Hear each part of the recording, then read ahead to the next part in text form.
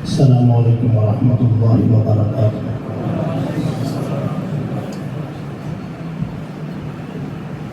الحمد للہ رب المشرقین ورب المغربین، والصلاة والسلام علی جد الحسن والحسین۔ اما بعد فاعوذ باللہ من الشیطان الرجیم، بسم اللہ الرحمن الرحیم۔ وَإِن تَعُدُّوا نِعْمَةَ اللَّهِ لَا تُحْصُوهَا۔ قال الله تعالى في مقام آخر: الف لام میم ذلك الكتاب لا ریب فیہ ھدی للمتقین۔ آمنت باللہ صدق اللہ خالقنا العظیم وصدق رسولہ النبی الکریم، ونحن علی ذلک لمن الشاہدین والشاکرین، والحمد للہ رب العالمین۔ انتہائی عقیدت، محبت، ذوق شوق کے ساتھ عبادت کی نیت سے درود پاک کی تلاوت کیجیے۔ اللہم صلی علی محمد وعلی آل محمد کما صلیت علی ابراہیم وعلی آل ابراہیم انک حمید مجید۔ اللہم صلی علی روض محمد، اللہم صلی علی جسد محمد، اللہم صلی علی ابناء محمد، اللہم صلی علی بنات محمد، اللہم صلی علی اصحاب محمد، اللہم صلی علی اہل بیت محمد۔ رضی اللہ عنہ سیدنا و مولانا محمد ما هو اہل صلی اللہ علیہ وآلہ وصحبہ وبارک وسلم تسلیما کثیرا کثیرا کثیرا۔ انتہائی ذی وقار، ذی محتشم حضرات اکابرین، علماء اکرام، معززین علاقہ، عمائدین علاقہ، قرب و جوار دور دراز سے تشریف لانے والے میرے بہت ہی محترم و مکرم بزرگوں، دوستوں، بھائیوں، آج آپ اور میں اپنے بہت ہی پیارے بھائی برادر مکرم اہل سنت والجماعت ضلع لاہور کے رہنما حضرت مولانا محمد اکرم عثمانی صاحب کے صاحبزادے حافظ محمد امجد عثمانی کے تکمیل ختم قرآن کریم کی اس مبارک مقدس باسعادت تقریب میں انہیں خراج عقیدت، دعائیں اور مبارکباد دینے کے لیے جمع ہیں۔ اللہ تعالیٰ اس مبارک مجلس اور محفل کو اپنی بارگاہ میں قبول اور منظور فرمائے۔ قرآن کریم سے ریلیٹڈ کوئی بھی محفل ہو، مجلس ہو، وہ انتہائی بابرکت ہوتی ہے،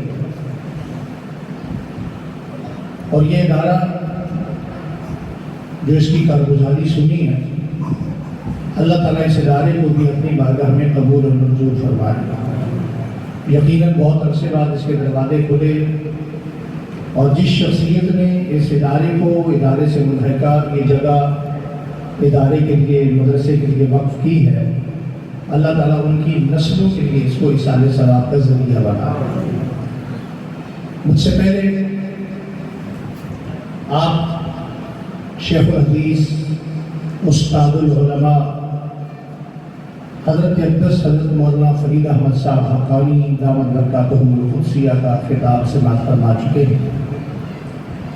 یہاں بڑی کثیر تعداد میں علماء اکرام موجود ہیں، مجمع میں بھی کافی سارے حضرات علماء اکرام موجود ہیں۔ مولانا ثناء اللہ صاحب شجواری جیسی ہستی یہاں مجمع میں بیٹھی ہے۔ اللہ تعالیٰ ان اکابر کے سامنے حق اور سچ کہنے کی توفیق نصیب فرمائے۔ قرآن کریم اللہ تعالیٰ جل شانہ کی وہ لاریب کتاب ہے جو حضور صلی اللہ علیہ وسلم کو عطا کیا گیا کلام۔ یہ اس کائنات میں حضور کے بعد امت کے پاس آخری وہ تحفہ ہے جو ایسی حقیقت ہے کہ جس کا کائنات میں کسی صورت کوئی انکار ممکن نہیں۔ آپ کو میری بات سمجھ آ رہی؟ یقیناً آپ کافی دیر سے گرمی میں بیٹھے ہیں، تھوڑی دیر کے لیے آپ کی سمع خراشی کروں گا انشاءاللہ۔ رسالت امام صلی اللہ علیہ وسلم نے بڑے عجیب جملے ارشاد فرمائے۔ فرمایا جو شخص قرآن سے تعلق جوڑے گا اللہ اسے سالم جیسی عزت عطا فرمائے گا. کس جیسی؟ تھوڑا سا بولیے دوست. جو شخص قرآن کریم سے تعلق جوڑے گا اللہ تعالیٰ اسے سالم جیسی عزت عطا فرمائے گا. سوال پیدا ہوتا ہے سالم کون ہے اور اس کی عزت کیا ہے؟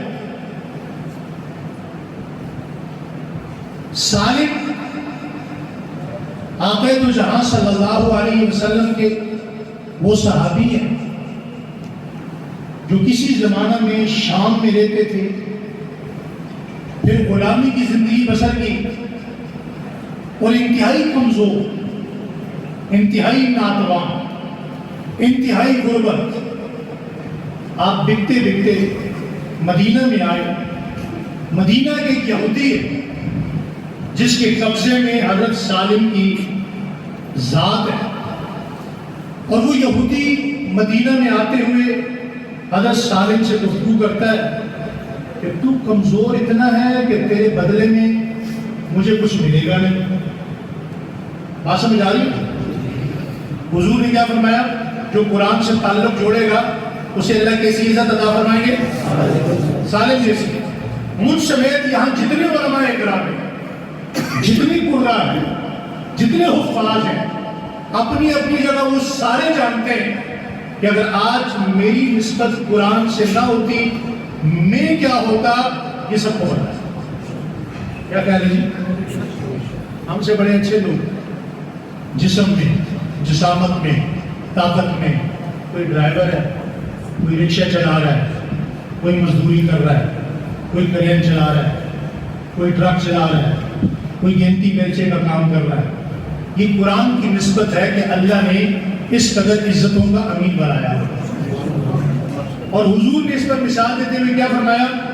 جو قرآن سے تعلق جوڑے گا. ویسے تو تمام صحابہ اکرام سبھی قرآن کی برکت ہے، سبھی کو اللہ نے قرآن کی نسبتوں کی وجہ سے اس قدر اعلیٰ مقام عطا فرمایا، مگر حضور نے ایگزامپل بنا کر کیا فرمایا؟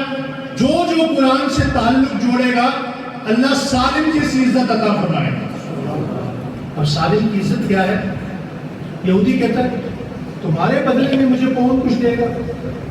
میں تمہیں بیچنا چاہوں تو مال نہیں ملے گا، میں تم سے خدمت لینا چاہوں تو تم کمزور اتنے ہو کہ تم میری کوئی خدمت نہیں کر سکتے. انتہائی کمزور. مدینہ میں جاتے ہوئے کسی بندے نے کہا سالم کو ویسے تو کوئی نہیں خریدے گا لیکن بیچنا چاہو تو 10 درہم مل جائیں. کتنے درہم؟ توجہ ہے آپ ادھر دیکھیے میرے کتنے درہم مل جائیں گے؟ عزت نفس بڑی چیز ہوتی ہے. عزت نفس بڑی چیز ہوتی ہے. بے شک انسان غلام کیا ہوتا ہے، اور میں کہا کرتا ہوں کہ عزت نفس جانور کی بھی ہوتی ہے. جب اس شخص کے سامنے یہ آواز لگی ہوگی کہ میرے بارے میں ٹونٹ کر کے تنزیہ طور پر یہ جملہ کہا جا رہا ہے کہ اس کے بدلے میں تمہیں 10 روپے مل جائیں گے، تو آپ اندازہ کیجئے کہ جناب سالم پر کیا گزری ہوگی. اب جو بات کو آپ سنیں گے تو آپ کو سمجھ آئے گی کہ میں کہنا کیا چاہ رہا ہوں. جاتے اس یہودی نے حضرت سالم کو مدینہ میں قبا کے پاس ایک کھڑا ہوا کرتا تھا جہاں روزانہ غلاموں کو کھڑا کر کے خریدا اور بیچا جاتا تھا. اس کھڑے پہ بڑے غصے سے کہا یہاں کھڑے ہو جاؤ. حضرت سالم کھڑے ہو گئے. غلام جو تھے کھڑے ہوئے. پورا دن گزرا، لوگ غلام خریدنے کے لیے آ رہے ہیں جا رہے ہیں. اب جو بھی دیکھتے ہیں بھائی بندہ کمزور ہی اتنا ہے، یہ خدمت تو کوئی کر نہیں سکتا، تو اس کو کیوں خریدنا ہے؟ جب خدمت ہی نہیں کر سکتا تو خریدنا کیوں ہے؟ ایک دن گزرا، دوسرا دن گزرا، دن کو یہ کھڑے رہتے اپنے جسم کو بیچنے کے لیے کہ یہودی نے میرے جسم کی بولی لگا دی ہے، میں نے بکنا ہے، اسے کچھ نہ کچھ روکڑا ملنا ہے، اس نے مجھے خدمت کے لیے اگلے بندے کے حوالے کر دینا ہے اور میں نے بک کر اگلے بندے کی خدمت کرنی ہے. سارا دن جناب سالم کھڑے رہتے اور شام کو اسی دھڑے میں بھوکے پیاسے لیٹ جاتے. رات ہوتی سو جاتے. دن ہوتا کھڑے رہتے. کس کے لیے؟ بکنے کے لیے، اپنے وجود کے بکنے کے لیے. تھوڑا سا اندازہ کیجئے نا کہ انسان کو پتہ یہ چلے کہ مجھے کھڑا کر کے بیچا جا رہا ہے. مطلب قربان جائیے قرآن کی عظمت پر. قرآن کیسے عزت دیتا ہے ذرا سنیے. ایک دن گزرا، دوسرا دن گزرا، تیسرا دن گزرا، تو وہاں قریب ایک خاتون رہتی ہے جس کا نام ہے عتیبہ. بعض میں شتیبہ لکھا ہے. یہ شتیبہ یا عتیبہ نامی خاتون کہتی ہے کیا اسے کوئی 2 درہم میں بھی خریدے گا؟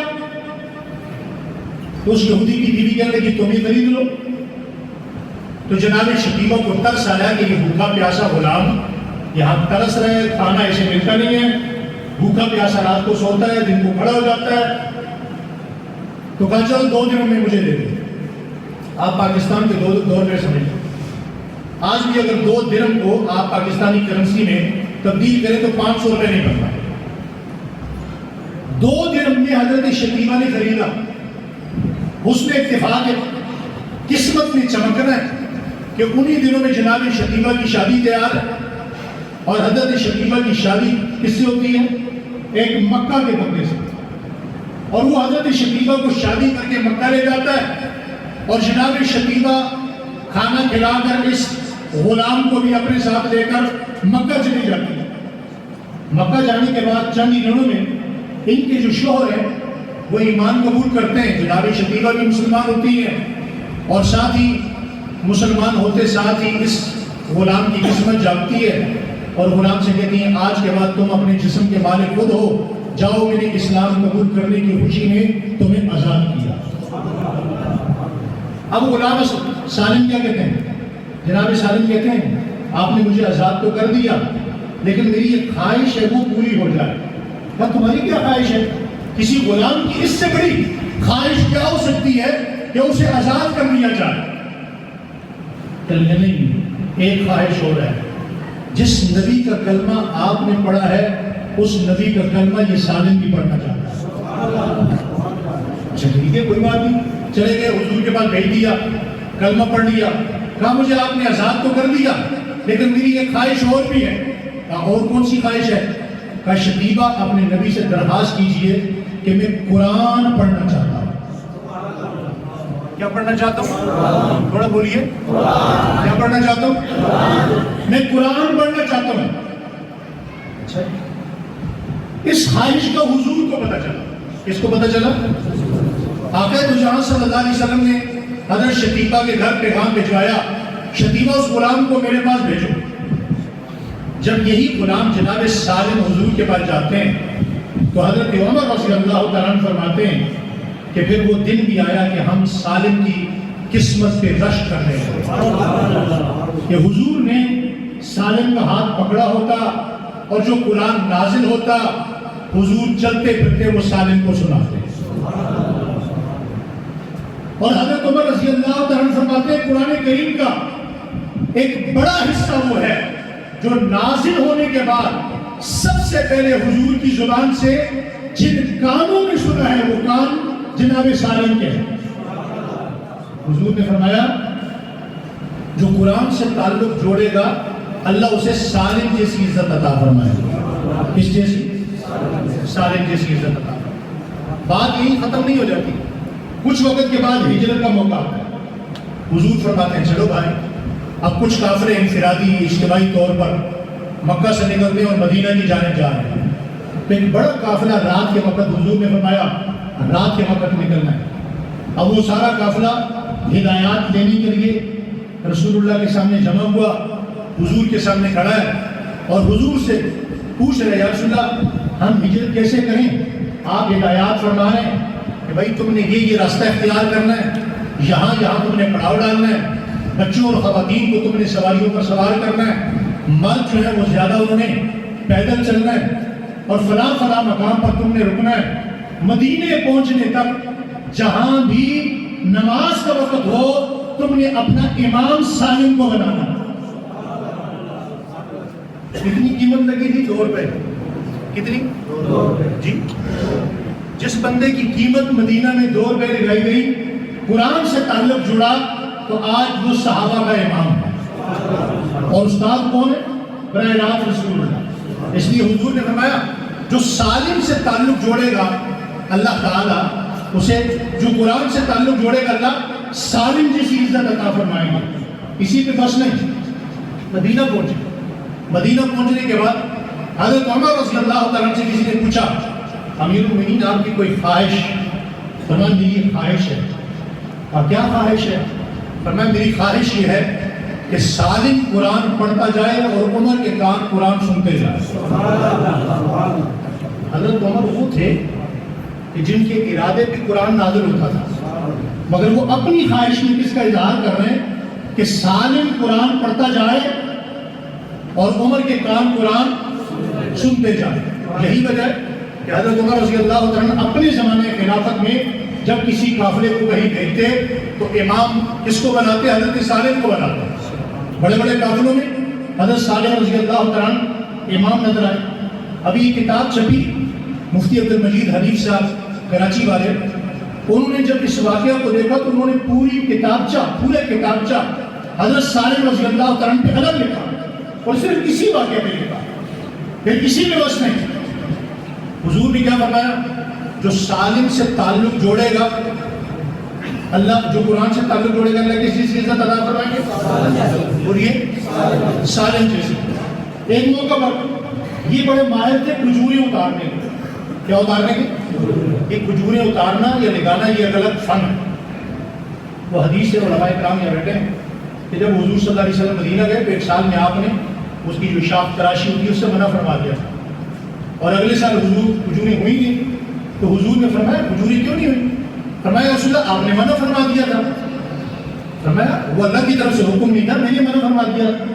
تو آپ نے اگر مجھے بتایا ہوتا کہ کھجوریں نکالنے کا یہ طریقہ ہے تو میں کبھی منع نہ کرتا۔ تو یہ الگ ایک فن ہے۔ حضرت سالم رضی اللہ عنہ کھجور کے درختوں سے کھجور اتارنے کے بڑے ماہر تھے۔ حضور نے اچانک مسجد نبی سے ایک صحابی سے کہا بھائی سالم کہاں ہے؟ سالم کا پتہ کرو۔ یار سن رہا وہ تو کہیں کام کرنے ہوں گے، آپ بلا کر لاؤ۔ اب ایک صحابی بڑی تیزی سے گئے، جا کے دیکھا تو حضرت سالم رضی اللہ عنہ کھجور کے درخت کے اوپر موجود ہے۔ نیچے سے آواز گئی سالم اللہ کے رسول نے طلب فرمایا ہے۔ حضرت سالم نیچے اتر کر آئے، سیدھا دوڑتے دوڑتے مسجد نبی میں پہنچے۔ جی یا رسول اللہ آپ نے مجھے یاد فرمایا؟ فرمایا جی میں نے آپ کو یاد فرمایا۔ کہا کیوں یا رسول اللہ؟ کہا میرا دل چاہتا ہے تم قرآن سنا۔ مسجد نبی میں بلایا اور ایک موقع پر حضور نے یہاں تک فرمایا سالم اللہ کہتا ہے سالم سے کہو کہ قرآن سنا ہے۔ اللہ تعالیٰ نے کیا فرمایا؟ اللہ کے رسول نے کہ جو قرآن سے تعلق جوڑے گا اللہ کس چیز کی عزت عطا فرمائیں گے؟ سالم۔ یہاں مجھ سمیت بے شمار علماء کرام کوئی پہاڑی علاقے کے ہیں، دیہاتی علاقے کے ہیں، اور ہم یہ جانتے ہیں کہ میرے گھر ہی بیٹھے حضرت مولانا استاد الحدیث ہیں۔ ہم اگر مولوی نہ ہوتے، حافظ نہ ہوتے، کسی مدرسے کے فاضل نہ ہوتے، کسی مدرسے میں جا کر اساتذہ کے سامنے نہ بیٹھتے، ہم کیا ہوتے یہ ہمیں خود پتہ ہے۔ یہ جتنی عزتیں آج اللہ تعالیٰ نے عطا فرمائی یہ کس کی برکت ہے؟ قرآن کریم کی برکت ہے۔ اگلی بات، فرشتے قرآن سن نہیں سکتے۔ فرشتے قرآن پڑھ نہیں سکتے، سن سکتے صرف ایک فرشتہ ہے حضرت جبرائیل جو پڑھ بھی سکتا ہے سن بھی سکتا ہے۔ یہ حضور کے ساتھ دور بھی کیا کرتے تھے۔ باقی کوئی فرشتہ قرآن پڑھ نہیں سکتا، سن سکتے۔ جب انسانوں نے صحابہ اکرام نے قرآن پڑھنا شروع کیا تو فرشتوں نے اللہ تعالیٰ سے کہا یا اللہ یہ کیا عجیب ماجرا ہے کہ آپ کا کلام ہے اور اتنا خوبصورت کلام ہے، ایسا کلام آج تک زمین پہ کسی مخلوق نے نہیں پڑھا، اور یہ انسان پڑھ رہے ہیں، حضور کے غلام پڑھ رہے ہیں اور ہم نہیں پڑھ سکتے۔ تو حضور صلی اللہ علیہ وسلم سے کہا گیا کہ آپ اپنے صحابہ اکرام سے کہیں قرآن پڑھیں تاکہ یہ فرشتے سنیں۔ کہا سن تو وہ پہلے بھی رہے۔ پھر اللہ تعالیٰ نے فرشتوں سے کہا فرشتوں یہ میرا فیصلہ ہے کہ تم قرآن سن سکتے ہو، بولیے پڑھ نہیں سکتے؟ یا اللہ پھر ہم کیا کریں؟ فرمایا تم ایسا کرو کہ جو قرآن پڑھ رہے ہیں تم انہیں ان کے ہونٹوں کو چومنا ہے۔ دنیا میں یہ اعزاز صرف کلام الہی پر اللہ تعالیٰ نے عطا فرمایا ہے کہ جو اس قرآن کی تلاوت کرتا ہے فرشتے اس کے ہونٹوں کو بوسہ دیتے ہیں۔ اس کائنات میں یہ اعزاز صرف اللہ جل شانہ نے قرآن کریم کا رکھا ہے۔ اور اگلی بات، امام عاصم رحمۃ اللہ علیہ مدینہ منورہ میں مسجد نبی کے امام تھے۔ آپ کے منہ سے خوشبو آیا کرتی ہے۔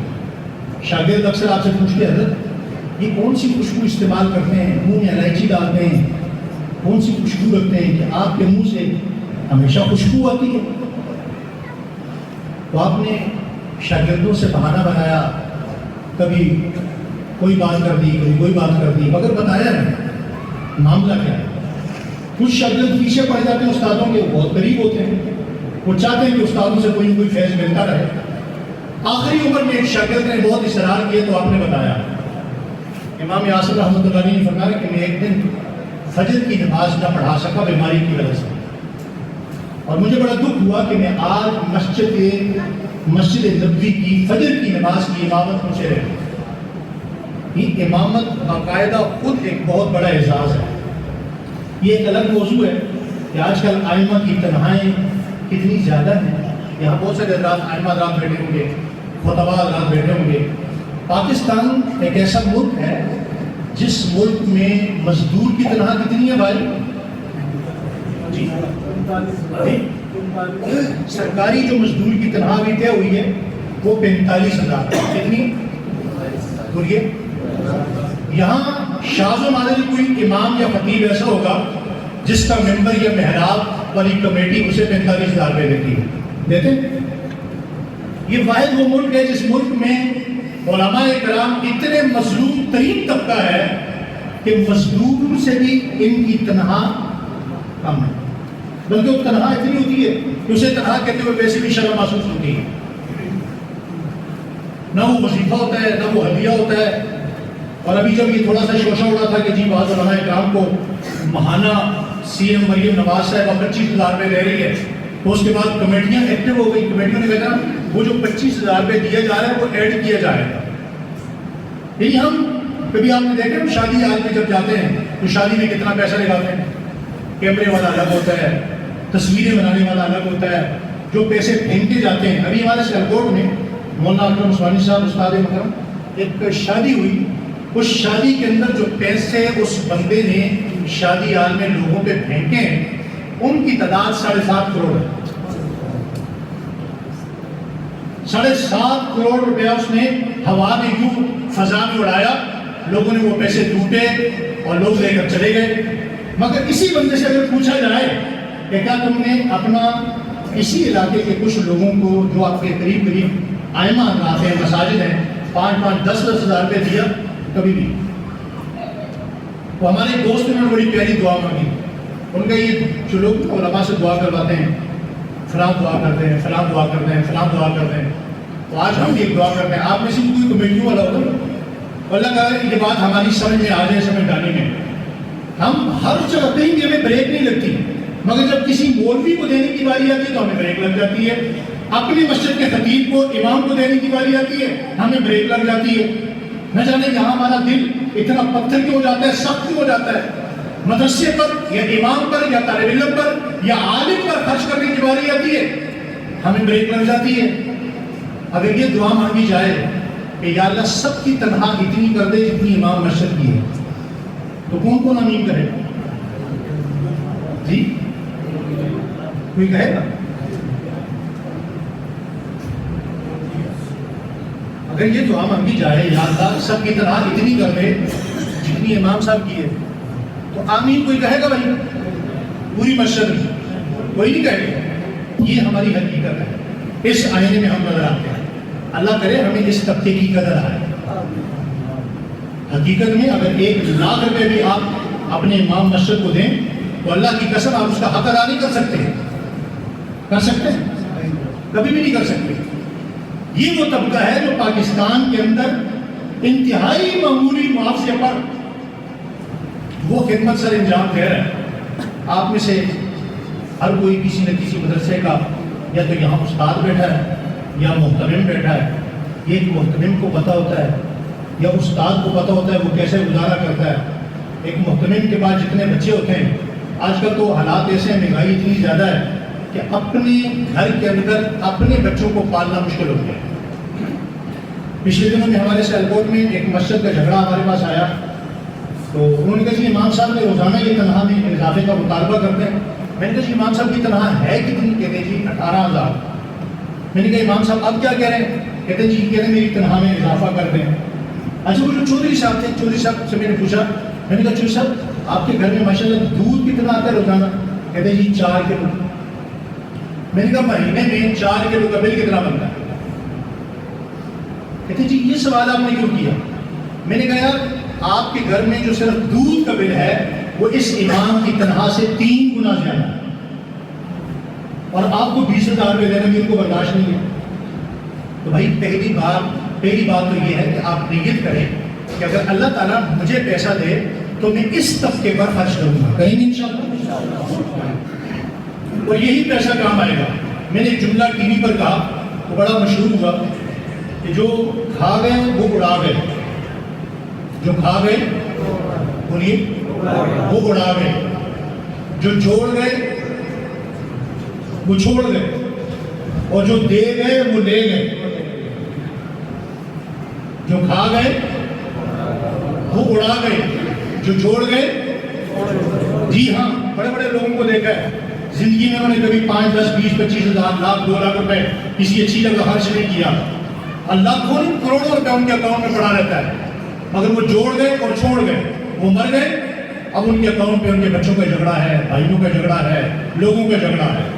تو بات میں کر رہا تھا حضرت امام عاصم رحمۃ اللہ علیہ کی. امام عاصم رحمۃ اللہ علیہ سے شاگرد نے پوچھا حضرت آپ کے منہ سے یہ خوشبو کیوں آتی ہے؟ تو امام عاصم رحمۃ اللہ علیہ نے فرمایا جب میری فجر کی نماز رہ گئی تو میں اگلے دن سویا اور خواب میں رسول اللہ صلی اللہ علیہ وسلم کی زیارت ہو گئی. حضور نے مجھ سے پوچھا عاصم تمہاری آنکھوں میں آنسو ہیں؟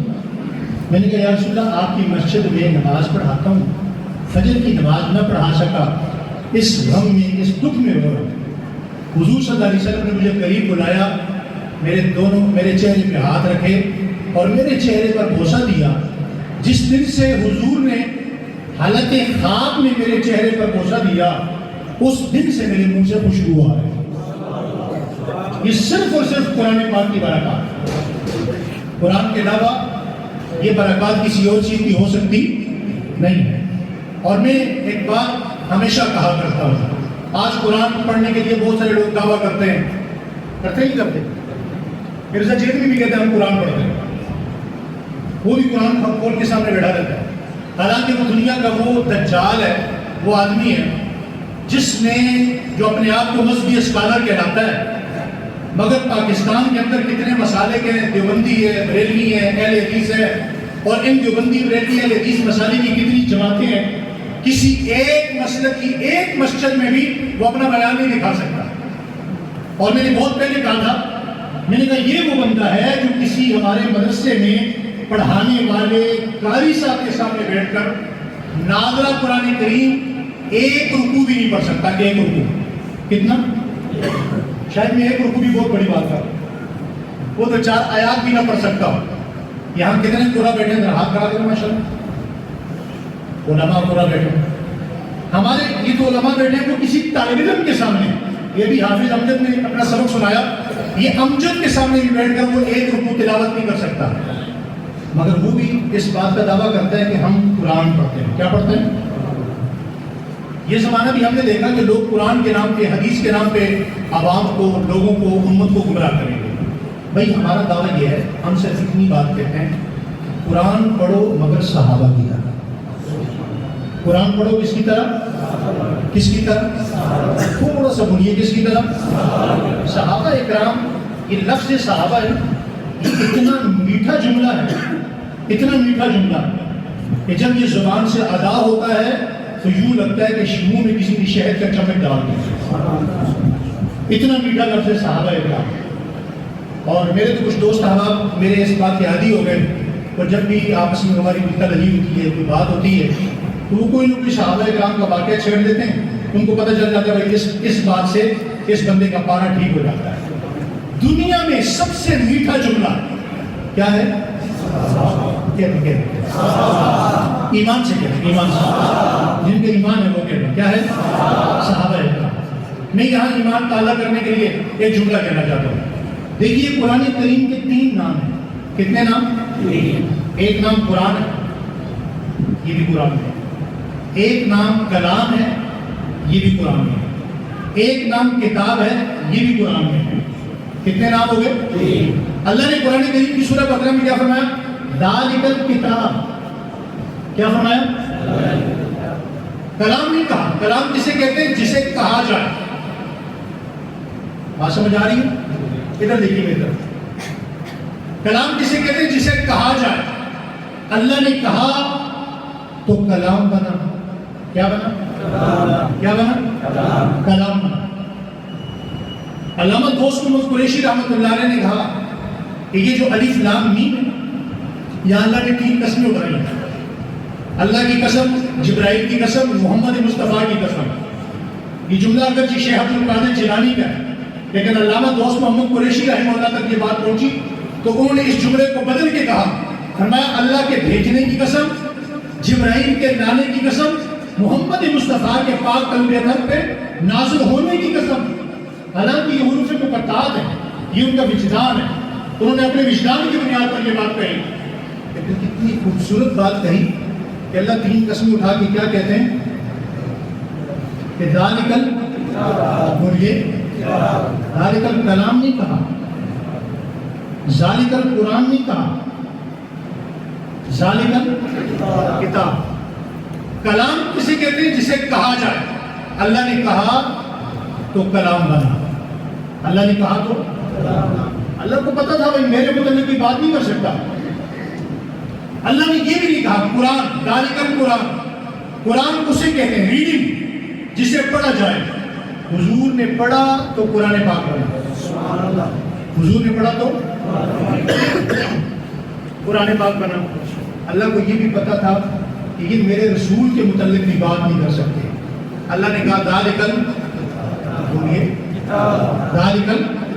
صحابہ نے لکھا تو کتاب بنی. صحابہ نے لکھا تو کتاب بنی.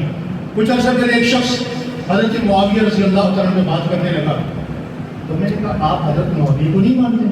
کیا نہیں مانتے؟ میں نے کہا آپ قرآن مانتے ہیں؟ قرآن مانتے ہیں؟ کہتے جی میں مانتا ہوں. میں نے کہا کیسے مانتے ہیں؟ آپ معاویہ نہیں مانتے، قرآن مانتے ہیں؟ کہتے ہیں حضرت معاویہ آپ قرآن پاک میں کہاں سے لے آئے؟ میں نے کہا بھائی آپ اسے مانتے ہیں جو لکھا گیا ہے، اسے نہیں مانتے جس نے لکھا ہے. بات سمجھ آ رہی؟ اسے مانتے ہیں جو لکھا گیا ہے، لکھنے والے کو نہیں مانتے. کہتے جی حضرت معاویہ نے لکھا ہے. میں نے کہا جناب بالکل حضرت معاویہ نے لکھا ہے. اور ویسے بھی حضرت معاویہ رضی اللہ تعالیٰ عنہ سے دنیا کو آج کچھ بہت یہ زیادہ ہے. بہت زیادہ، تھوڑا نہیں بہت زیادہ. ابھی کچھ عرصہ پہلے ہم ٹی وی پہ بیٹھے ہوئے تھے تو اینکر صاحب نے بڑا عجیب سوال کیا، بہت عجیب ہوا. اب ان کے ایک مخصوص انداز ہوتا ہے تبلیغ کرنے کا. تو آج کل ہم نے کوشش یہ کر رکھی ہے کہ یہ جتنے جدید سوالات پیدا ہو رہے ہیں، اس پر الحمدللہ میں نے 1000 سوالات پر مبنی ایک کتاب بھی لکھی ہے، وہ عید پر چھپ کر انشاءاللہ آ رہی ہے کہ دنیا میں جتنے جدید سوالات انہوں نے گھڑے ہیں انشاءاللہ قرآن و سنت سے ان جدید سوالات کے جدید جوابات دیے جائیں گے. اب ایک اینکر نئے اینکر آئے تو اس کو پاس کرسی رکھ کے بیٹھا ہوا کہتا ہے جناب یہ جو جنگ جمل ہوئی نا، یہ جو جنگ صفین ہوئی نا، تو میں قریب بیٹھا ہوں تو میں نے اپنی کرسی قریب کر دی. میں نے کہا علامہ صاحب آپ کیا فرما رہے ہیں؟ ہم بھی سننا چاہیں گے. کہتے جی جنگ جمل ہوئی نا. میں نے کہا نہیں ہوئی. کیا کہا؟ آپ بات سمجھ رہے ہیں؟ میں نے کیا کہا؟ نہیں ہوئی. کتنی عجیب بات ہے. شہادتیں ہوئی، قتل ہوئے، تیر چلے، تلواریں چلی، اتنے لوگ کھائے ہوئے، اتنے لوگ قتل ہوئے، شہادتیں ہوئی. آپ کیا کہتے ہیں جنگ نہیں ہوئی؟ میں نے کہا میرے میں اور تجھ میں فرق یہی ہے کہ تو کہتا ہے جنگ ہوئی، میں کہتا ہوں نہیں. کہتے ہیں آپ کیسے کہتے ہیں؟ میں نے کہا میرے پاس دلیل ہے. میں نے کہا آپ کہتے ہیں جنگ ہوئی. میرے جملے کو وہی سنے گا جو سنی ہوگا. کون ہوگا؟ سن نہیں. اور سنی بن کے جملے کو سننا ہے. سمجھنا. کہتے ہیں جنگ ہوئی. میں نے کہا زور سے کہیں. کہتے کیسے نہیں؟ میں نے کہا آپ کا جواب یہ ہے کہ جنگ جمل ہوئی. میرا ماننا یہ ہے کہ ہوئی نہیں، کرائی گئی. کرائی.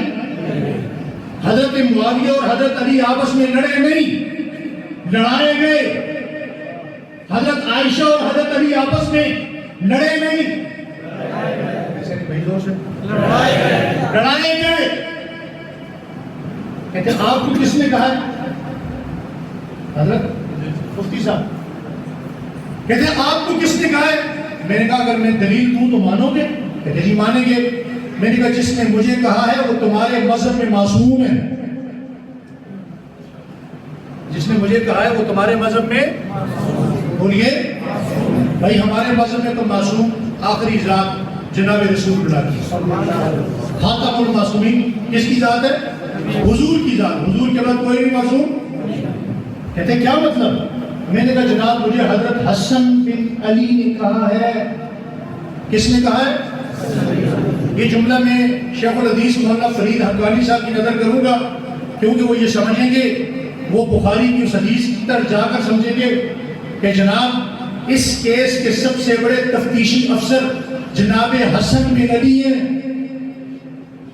مجھے حضرت حسن بن علی نے کہا یہ جنگ ہوئی نہیں، ہوئی نہیں، یہ آپس میں لڑے نہیں، لڑائے گئے. جیسے کہ بات میں نے کی تو علامہ صاحب کو چل دیے. اب وہ اینکر میرے قریب آ گیا. یہ بڑا مشکل وقت ہوتا ہے ایک مولوی کے لیے، طالب علم کے لیے، خطیب کے لیے، کہ اس نے ایک بندے کا ایمان بچانا ہے اور دوسرے کو جواب دینا ہے. ایک کا ایمان بچانا ہے، دوسرے کو جواب دینا ہے. کہتے ہیں جناب یہ کیسے؟ میں نے کہا میں بتاتا ہوں.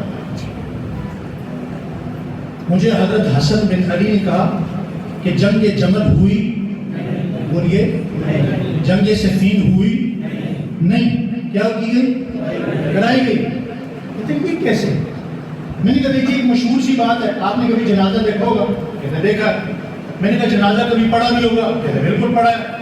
میں نے کہا امام جو ہوتا ہے اس کا رخ لوگوں کی طرف ہوتا ہے، صفیں بنی ہوتی ہیں، اور میں نے کہا وہی میدان ہے، حضرت علی کھڑے ہیں اور پیچھے حضرت معاویہ کے ساتھ ہی کھڑے ہیں اور آگے میتیں دونوں کی رکھی ہوئی ہیں. اور حضرت علی رضی اللہ تعالیٰ کیا کہتے ہیں؟ ایھا الناس، اے لوگو، قتلا وقتلا یا معاویہ فی الجنہ، ساتھی میرے ہوں یا معاویہ کے ہوں دونوں جنتی.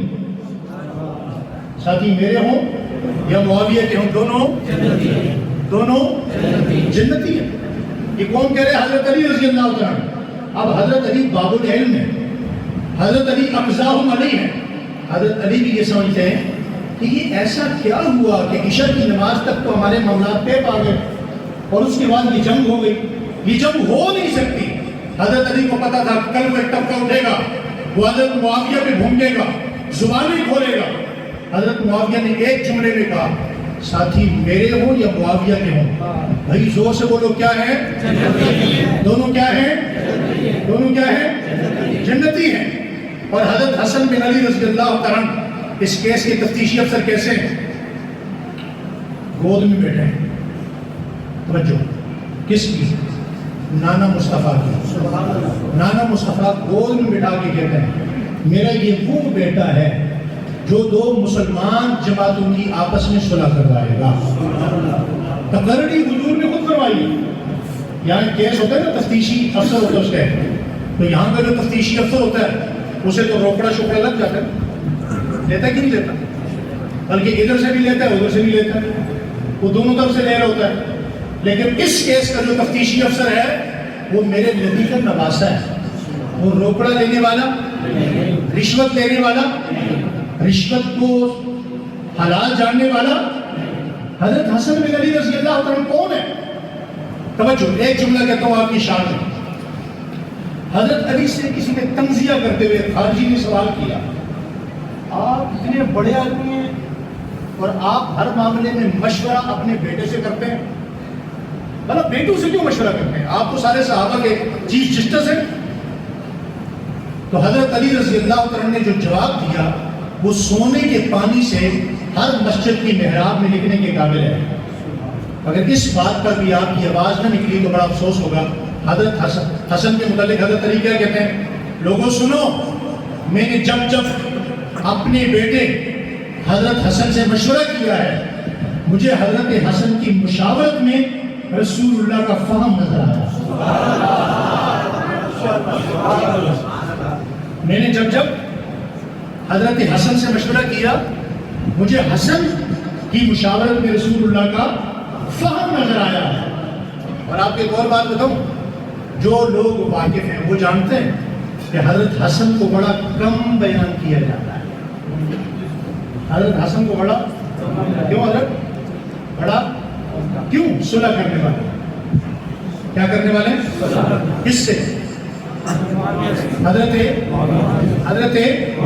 معاویہ سے. یہ ایک الگ عنوان انشاءاللہ پھر کبھی موقع ملا تو اس پر میں عرض کروں گا. میں اپنی بات کی طرف آ رہا ہوں اور آپ کو میں سمجھانا چاہ رہا ہوں کہ بھائی جن باتوں پر آج لوگوں کو گمراہ کیا جا رہا ہے، کیونکہ لوگوں کو تو پتہ نہیں ہوتا، مطالعہ بھی نہیں ہوتا. کیا کہتے ہیں؟ جو جنگ جمل ہوئی نا، اگر آپ سنی ہے تو کیا کہیں گے؟ بولیے بھائی، ہوئی نہیں، لڑائی گئی.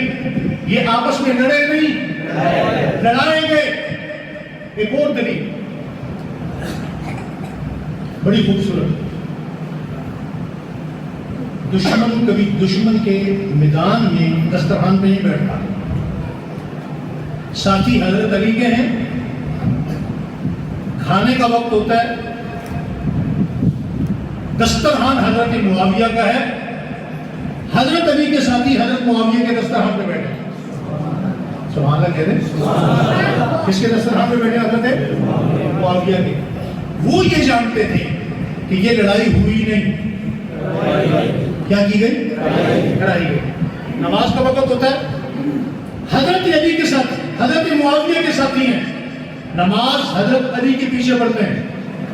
وہ یہ جانتے تھے کہ یہ لڑائی ہوئی جی، آپ بولے نا،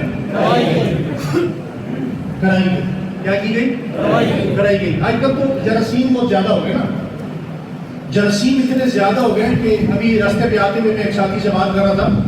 اب وہ بات نام لے رہے ہیں، کہتے جی حضرت ابوبکر، حضرت آگے بولے حضرت ابوبکر، حضرت آگے حضرت آگے کہتا ہے امام حسین، امام حسن. جراثیم اتنے زیادہ ہو گئے جراثیم کہ ہم اپنی تقریروں میں، اپنی گفتگو میں، اپنے اسٹیج پر روافض کی اصطلاح کو قائم کرنے لگے. امام برا لفظ ہے، بہت اچھا لفظ ہے، لیکن ہمارے ہاں علماء اکرام بیٹھے امام کی اصطلاح ہمارے ہاں نہیں ہے. وہ امام کی اصطلاح اس لیے استعمال کرتے ہیں کہ ان کے ہاں امام معصوم ہے. کون ہے؟ اب یہ مجھے اس سنی پر افسوس نہ ہو تو کیا ہو کہ یہ حضرت ابوبکر کے ساتھ امام کا لفظ نہیں لکھا، حضرت عمر کے ساتھ امام کا لفظ نہیں لکھا، حضرت عثمان کے ساتھ امام کا لفظ. یا تو شروع سے چلو نا، امام ابوبکر، کیا وہ امام نہیں ہے؟ وہ تو امام ہیں. لوگ تو باتیں کرتے ہیں. میں نے تو پچھلے سال ایک پوسٹ لکھی، ہمارے ایک دوست ہیں یونس تحسین، انہوں نے اس پر کلام بھی لکھ دیا. میں نے کہا لوگ باتیں کرتے ہیں حضرت ابوبکر صدیق کی، میں نے کہا ہم حضرت ابوبکر صدیق کی خلافت بلا فصل صرف بتاتے نہیں، دکھاتے بھی ہیں. روزے رسول پہ آؤ، تمہیں دکھائیں کہ درمیان میں کوئی فاصلہ ہے؟ کوئی فاصلہ؟ صرف بلا فصل دکھاتے نہیں، بناتے نہیں، دکھاتے بھی ہیں. روزے رسول میں آ کے دیکھ لو کہ بلا فصل کون ہے. بات سمجھ آ رہی ہے؟ بات دور نکل گئی. میں اپنا جملہ مکمل کروں. تو بھائی آج جدید سوالات پیدا ہوتے ہیں. یہاں بہت سارے علماء اکرام ہیں، میری ان سے درخواست ہے کہ جب بھی آپ اپنی قوم کو خطبہ دیں تو کم از کم اپنے اسٹیج سے غیروں کی اصطلاح ختم کریں. امام کا لفظ برا نہیں، لیکن ہم اپنے اسٹیج پہ وہ اصطلاح استعمال نہیں کرنا چاہتے جو وہ اپنے ہاں معصوم کے لیے استعمال کرتے ہیں۔ امام کا لفظ غلط نہیں، اگر بول رہے ہیں تو امام ابو بکر کو بھی بولو، حضرت عمر کو بھی بولو، حضرت عثمان کو بھی بولو۔ دوسری گزارش علماء اکرام سے، علماء اکرام آج لوگ تقریر نہیں سننا چاہتے، سچی بات، لمبی چوڑی تقریروں کا دور ختم ہو چکا ہے، لوگ اپنے سوالات کا جواب چاہتے ہیں۔ کیا چاہتے ہیں؟ بولیے بھائی، آپ ہی نہیں سننا چاہ رہے؟ سن رہے تو تھوڑا سا بولے نا۔ لمبی چوڑی تقریروں کا وقت نہیں۔ آپ یقین کیجئے کالج اور یونیورسٹی کے بچے بچیاں مرزا جیلنی کے سوالات کی وجہ سے، غامدی کے سوالات کی وجہ سے اس قدر پریشان ہیں کہ جس کی کوئی انتہا نہیں ہے۔ پہلے ہم لوگوں کو سمجھاتے تھے یار یہ غامدی صاحب کے پیچھے مت جاؤ، ابھی اس سال آپ نے دیکھ لیا کہ انہوں نے قادیانیوں کے متعلق اسٹیٹمنٹ دی ہے۔ جی میں یہ حق نہیں رکھتا کہ جو لوگ اپنے آپ کو مسلمان کہیں میں ان کو غیر مسلم کہوں۔ اور اب اس سال جاوید غامدی صاحب نے قادیانیوں کے پیچھے نماز کو بھی جائز قرار دے دیا۔ آخر کولائڈ ہوتے ہوتے ہوتے آپ کس حد تک جائیں گے بھائی؟ آپ کا اپنا بھی کوئی ٹھکانہ ہے یا نہیں؟ آپ کی اپنی بھی کوئی بریک ہے یا نہیں؟ آپ خود بھی کہیں رکیں گے یا نہیں؟ کالج اور یونیورسٹی کے پڑھا لکھا طبقہ انتہائی پریشان ہے، جس کے لیے میں علماء اکرام سے بہت ادب کے ساتھ درخواست کرتا ہوں کہ علماء اکرام تقریر کم کیجیے، لوگوں کے سوالات کے جوابات دیجیے۔ ہونا چاہیے نہیں ہونا چاہیے؟ لوگوں کو ان کے سوالات کے جوابات ملنے چاہیے نہیں ملنے چاہیے؟ ملنے چاہیے۔ اور ہمارے ہاں بعض علماء اکرام ایسے ہیں سخت مزاجی کی وجہ سے یا تو تقریر سناتے ہیں یا فتویٰ دیتے ہیں، نہ فتوے کی ضرورت ہے نہ تقریر کی ضرورت ہے۔ میں نے اپنی مسجد میں بھی تقریر کا ماحول ختم کر کے جمعے والے دن سوالات کے جوابات کا ماحول بنا دیا، وہاں بھی لوگ الحمدللہ سوالات لے کر آتے ہیں اور ہم ان کے جوابات دیتے ہیں۔ جب ہم اس قوم کے سوالات کے جوابات دیں گے تو انشاءاللہ ہم قوم کی نگرانی کرنے میں کامیاب ہو جائیں گے۔ میں نے اکثر علماء اکرام سے پوچھا علماء اکرام کا کام کیا ہے؟ کوئی کہتے ہیں نماز پڑھانا، کوئی کہتے ہیں جی جمعہ پڑھانا، کوئی کہتے ہیں جنازہ پڑھانا۔ بھائی اگر آپ نہیں ہوں گے تو جنازہ نہیں ہوگا، آپ نہیں ہوں گے تو جمعہ نہیں ہوگا، آپ نہیں ہوں گے تو امامت نہیں ہوگی، سارے کام ہوں گے۔ ایک امام کا کام جمعہ پڑھانا، نکاح پڑھانا نہیں ہوتا، یہ جزوی چیزیں ہیں۔ ایک امام کا کام، خطیب کا کام، مذہبی رہبر کا کام، رہنما کا کام، خطیب کا کام، متکلم کا کام ہے اپنے لوگوں کے ایمان کی نگرانی کرنا، اپنے لوگوں کے ایمان کی نگرانی کرنا۔ جوابات ہونے چاہیے نہیں ہونے چاہیے؟ ابھی کچھ عرصہ پہلے ہمارے سیالکوٹ میں ایک سوال آیا، بڑا عجیب سوال بھی کس نے کیا؟ ہمارے تاجر دوست ہیں، ہمارا شہر چونکہ وہ بزنس کمیونٹی ہے تو ایک تاجر دوست نے اس نے مجھے فون کیا، اس نے کہا مولانا ایک مسئلہ بن گیا۔ میں نے کہا کیا مسئلہ ہے؟ کہتے جی ایک علامہ صاحب آئے کہیں مجلس پڑھ کے اور وہ ہمارے درمیان بیٹھے ہیں اور انہوں نے سیدنا صدیق اکبر رضی اللہ تعالیٰ عنہ کے حوالے سے یہاں لوگوں کو مشکوک کر دیا۔ میں نے کہا کس بات پہ مشکوک کر دیا ہے؟ کہتے جی انہوں نے مشکوک کس طرح کر دیا؟ باغ فدق کے معاملے میں انہوں نے سوالات کھڑے کیے اور آگے ہمارے جو تاجر ساتھی ہیں وہ پریشان بیٹھے ہیں۔ اچھا میں کہیں سے سفر سے واپس آیا ہوا تھا، بہت زیادہ تھکا ہوا تھا اور بالکل رات کا لباس پہن کے میں لیٹا ہوا تھا۔ اب مجھے پہلے تو میں نے کہا یار بہانہ بنا لیتا ہوں، اب کون رات کو اٹھ کے جائے گا، اس کے بعد آدھا گھنٹہ آنے جانے میں بھی لگے گا۔ پھر مجھے اپنا ہی جملہ یاد آ گیا کہ میں روزانہ میں خود لکھتا ہوں۔ میں نے کہا یار کل تم کس منہ سے لکھو گے فیس بک پہ یا سوشل میڈیا پہ پہرا جاری رہے گا؟ مجھے شرم آئی، میں اٹھا چلا گیا۔ میں نے اسے کہا اسے بتانا نہیں کون آ رہا ہے۔ الحمدللہ اللہ کا شکر ہے وہاں جب پہنچا تو پہنچنے کے بعد میں نے دیکھا وہ ایک علامہ صاحب سگریٹ لگا کے درمیان میں بیٹھے میں نے کہا جی کون سے علامہ صاحب ہیں؟ کہتے یہ ہیں۔ میں نے کہا اچھا یہ علامہ ہے؟ کہتے ہاں جی۔ میں نے کہا جی علامہ صاحب، کہتے جی آپ کا تعارف؟ میں نے کہا انہوں نے مجھے دوستوں نے بلایا، آپ نے کچھ سوالات کیے ہیں تو میں ذرا تاریخ کا طالب علم ہوں تو میں آپ کو جواب دینا چاہتا ہوں۔ انہوں نے بھی میں نے یہی کہا کہ ہمارے دوست ہیں آپ کو جواب دینے کے لیے آئے۔ کہتے جی دیکھیں بات سمجھ آ رہی ہے آپ؟ اب دیکھیے یہ کتنا خطرناک سوال ہے۔ اب جس بندے کو سمجھ نہیں آئے گا وہ تو گمراہ ہو جائے گا، وہ مشکوک ہوگا کس کے متعلق؟ سیدنا صدیق اکبر کے متعلق۔ اچھا کبھی کبھی ایسا جواب بھی ہوتا ہے شیخ الحدیث صاحب، کبھی کبھی جواب بھی ایسا بھی دینا پڑ جاتا ہے جو کتابوں میں نہیں ہوتا۔ کتابوں میں مگر موقع محل کی مناسبت سے وہ ضروری ہوتا ہے. تو کہتے ہیں جناب دیکھیے ابو بکر نے پہلے خلیفہ ابو بکر نے بیوی کا حق نہیں دیا. میں نے کہا کس نے؟ کہتے ہیں پہلے خلیفہ نے. میں نے کہا چلو تو یہ تو مانا نہیں وہ پہلا خلیفہ ہے. میں نے کہا تو یہ تو مانا نا کہ وہ. بڑا افسوس ہے جب صحابہ کرام پہ ابو بکر صدیق پہ تبرہ ہوتا ہے نا تو وہ دونوں ہاتھ کھڑے کر کے تبرہ کی داد دیتے ہیں اگر آپ کو سبحان اللہ بھی نہیں کیا.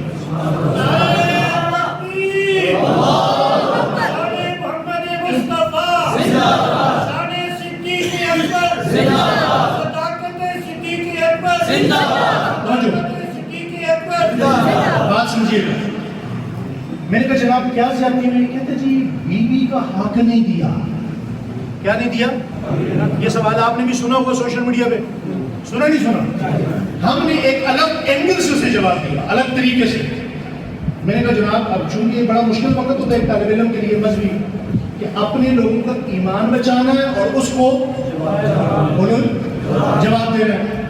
میں نے کہا جناب مجھے یہ بتائیے مکتبہ اہل التشیع میں معیار کیا چیز ہے؟ تقوی. کہتے جی بالکل. میں نے کہا ایک بات پر تو آپ کو اور ہمارا اتفاق ہو گیا کہ آپ کے ہاں بھی معیار تقوی ہے اور ہمارے ہاں بھی معیار دو سے کالا گورا چٹا نہیں ہے. معیار کیا چیز ہے؟ تقوی ہے. ایک بندہ کروزر پہ آئے اس کی کروزر پیسوں سے بھری ہو اور اس کے سامنے ایک غریب حافظ قاری صاحب کھڑے ہو جائیں یہ بچہ بڑا نیک ہے وہ گاڑی میں شراب پی رہا ہے تو معیار کیا ہے؟ کیا چیز ہے؟ کہتے ہیں آپ کہنا کیا چاہتے ہیں؟ اب جیسے یہ بات میں نے کی سارے تعلیم کو میری طرف ہو گیا. میں نے کہا دیکھیے ہمارے ہاں اہل سنت میں ایک جملہ کہتا ہوں یہ الہامی جملہ ہے. میں نے کہا ہمارے ہاں اہل سنت میں تمام امت کو حکم ہے کہ تم متقی بنو. تم متقی سوائے ابو بکر صدیق کے پوری امت کو کہا گیا کہ تم متقی بنو. صدیق متقی ہے ابو بکر متقی ہے. ابو بکر کو نمازوں کے ذریعے روزوں کے ذریعے متقی بننے کی ضرورت وہ پیدا ہی متقی ہوا ہے. کہتے ہیں آپ کہنا کیا چاہتے ہیں؟ لائن پہ لایا اسے نہیں کہنا کیا چاہتے ہیں؟ میں نے کہا جناب میں کہنا یہ چاہتا ہوں سنیے گا کہ مدینہ منورہ میں ابو بکر وہ انسان ہے جو صرف متقی نہیں متقیوں کا امام ہے. متقیوں کا امام ہے. میں نے کہا حضور کے ایک صحابی ابو دجانہ. ابو دجانہ سے حضور سوال کرتے ہیں ابو دجانہ تم تو میرے صحابی ہو تم آج بھی فجر میں نہیں آئے کل بھی نہیں آئے پرسوں بھی نہیں آئے. ابو دجانہ نے ہاتھ باندھ کے کہا حضرت اجازت ہو یا رسول اللہ تو میں اپنا عذر پیش کروں. یہ بات اگر سمجھیں گے نہیں نا اور اس پر آپ کی آواز نہ آئی تو بڑا دکھ ہوگا. ابو دجانہ کہنے لگے یا رسول اللہ عذر پیش کروں آپ کرو. کہا یا رسول اللہ میرا گھر مسجد نبی سے دور ہے قبا کے قریب ہے. میرے گھر کے ساتھ والا گھر یہودی کا ہے. اس کے گھر میں کھجور کا درخت ہے کھجوریں پکی ہوئی ہیں دیوار چھوٹی ہے اوپر سے رخ میری طرف ہے.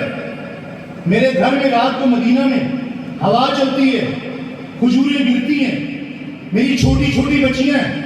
میں اگر مسجد نبی آؤں نماز یہاں پڑھوں تو میرے جانے تک میری بچیاں اٹھ جاتی ہیں. مجھے ڈر لگتا ہے کہ میری بچیاں کہیں وہ کھجوریں اٹھا کے نہ کھا لیں. ابو دجانہ یہ امام نہیں مقتدی ابو بکر کا. ابو دجانہ مرید ہے صدیق اکبر پیر ہے وہ متقیوں کا امام ہے. یہ متقیوں میں موجود ہے اور یہ کیا کہتا ہے کہ مجھے ڈر لگتا ہے یا رسول اللہ کہیں میری بچیاں یہودی کی کھجوریں یا رسول اللہ میں ان کھجوروں کو اٹھاتا ہوں فجر کی نماز سے پہلے اس کے بعد فجر پڑھتا ہوں ان یہودیوں کو وہ کھجوریں جا کر اس کا دروازہ کھٹکھٹاتا ہوں دھونے کے بعد وہ کھجوریں اس کو پیش کرتا ہوں کہ یہ تمہاری کھجوریں ہیں یہ میرے گھر میں گری ہیں. میں نے کہا علامہ صاحب تبرہ کرنا آسان ہے علامہ صاحب ممبر پہ بھولنا آسان ہے مگر ابو بکر وہ ہے کہ یہ ابو بکر کا مرید اور ابو بکر کا چھوٹا بھائی جب مدینے میں یہودی کی کھجوریں نہیں کھاتا تو صدیق نبی کی بیٹی کی کھجوریں کیسے کھاتا؟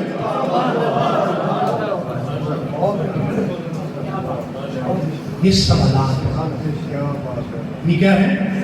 یہ سوالات ہیں. ان سوالات کا جواب ہم نے اپنی سنی قوم کو دینا ہے، اور شاید وقت بہت مختصر ہے. میں صحابہ اکرام کے حوالے سے ایک الہامی جملہ کہنا چاہتا ہوں آپ کے سامنے. آج لوگوں نے صحابہ اکرام کو اپنی طرح سمجھا ہے. کس کی طرح سمجھا؟ اپنی طرح سمجھا ہے.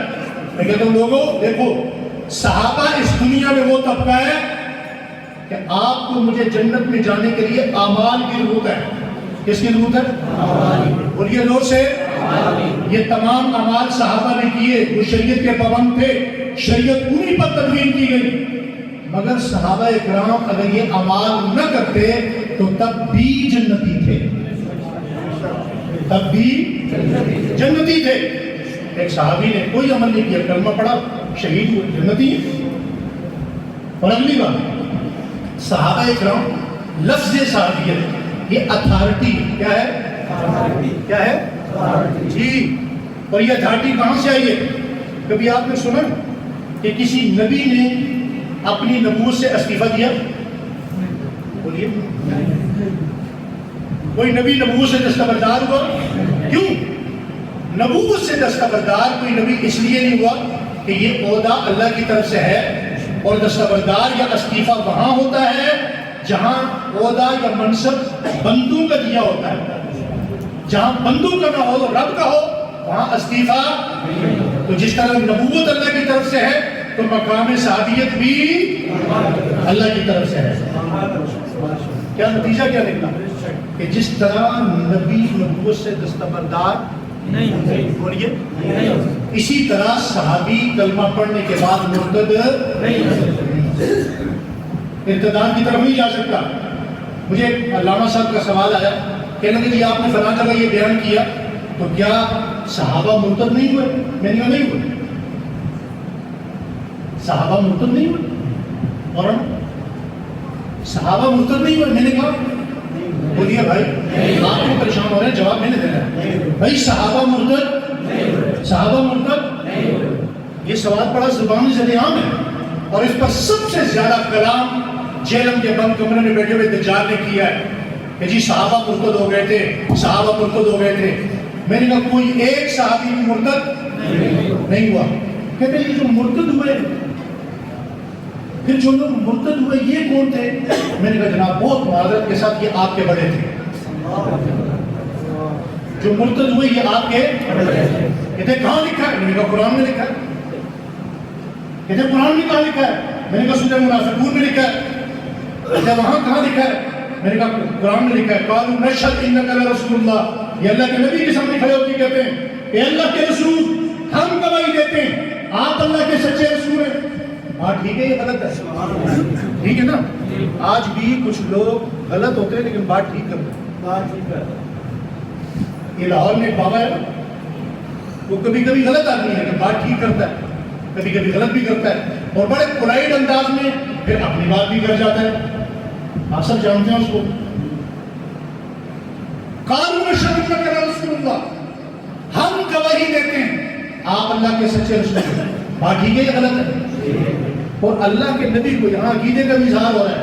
اللہ کے نبی نے کیا فرمایا؟ توجہ کا اقسام ہو، میرے نبی میرے صحابہ یہ کتنے اچھے لوگ ہیں. اب اللہ اس منظر کو دیکھ رہے تھے. میں ایک جملہ کہا کرتا ہوں، سوال رسول اللہ سے ہوتا ہے، صحابہ کے متعلق ہوتا ہے، مگر صحابہ وہ پاکیزہ جماعت ہے کہ ان کے متعلق سوال رسول اللہ سے ہو تو جواب بھی اللہ خود دیتا ہے. اللہ نے کہا یہ تو مکسنگ کرنے لگی ہے، مکسر کرنے لگا ہے. یہ تو کل ابو بکر صدیق کو اور ابو جہل کو اور ان کو اکٹھا سمجھا جائے گا. اللہ نے صدیق اور زندیق میں فرق رکھنا تھا.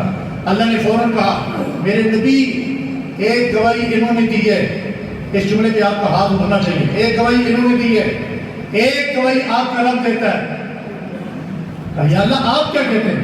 کہا انہوں نے کہا واللہ یشہد، یہ کہتے ہیں قالوا نشہد انک لرسول اللہ، ہم گواہی دیتے ہیں آپ اللہ کے سچے رسول ہیں. واللہ یشہد، آپ کا اللہ گواہی دیتا ہے کہ یہ صحیح بات کرنے والے کائنات کے بدترین جھوٹے. صحیح بات کرنے والے کائنات کے بدترین جھوٹے ہیں۔ تو بھائی دوستوں، بزرگوں، بھائیوں، علماء اکرام، ایک بات سمجھ لیجئے، صحابہ کسی جماعت کا مسئلہ بولیے، کسی جماعت کا مسئلہ، صحابہ امت کا مسئلہ ہے۔ کس کا مسئلہ ہے؟ صحابہ بچیں گے، امت بچے گی۔ صحابہ نہیں بچیں گے، امت نہیں بچ سکتی۔ ایک اور سوال کا، آخری سوال کی بات کر کے بات ختم کروں۔ ایک جگہ کہنے لگے جناب یہ جو صحابہ کرام سے غلطیاں ہوئی بہت زیادہ اچھالا جاتے ہیں، کیا ہوئی؟ کیا ہوئی؟